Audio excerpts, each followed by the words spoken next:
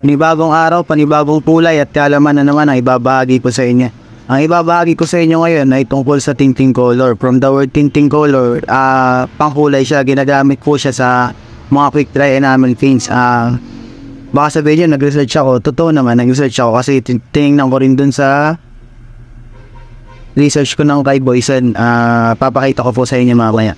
Pero may iba pa siyang gamit na hindi niyo makikita minsan sa online na madalasan ginagawa ng mga pintor. Ang tinting color po, ginagamit din siya sa mga varnish. Kabili siyang inalo sa wood stain, hindi lang sa quick dry namin. Yan po yung research ko kay Boysen na mapapansin nyo pag ginamit yung mga tinting color. Halimbawa kung red siya, magiging pink. Kung black, magiging gray. Ibig sabihin yung siya yung pinaka magkukulay. Laging light color lang ang magiging effect.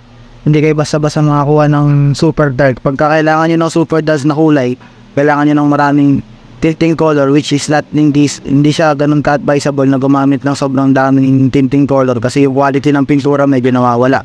Parang sa latex paint, ganun din po ang nangyayari. Mga ilan sa available namin mga tinting color. Yan. Puro Boysen po yan, tsaka Destiny, yan yung brand na meron sa amin. Mas makikita nyo po dun sa label niya, dun sa Destiny. Sa Boysen po, wala nakalagay na oil base. Pero oil base po yung tinting color na yan. Sa Destiny, may nakasulat sila na oil base.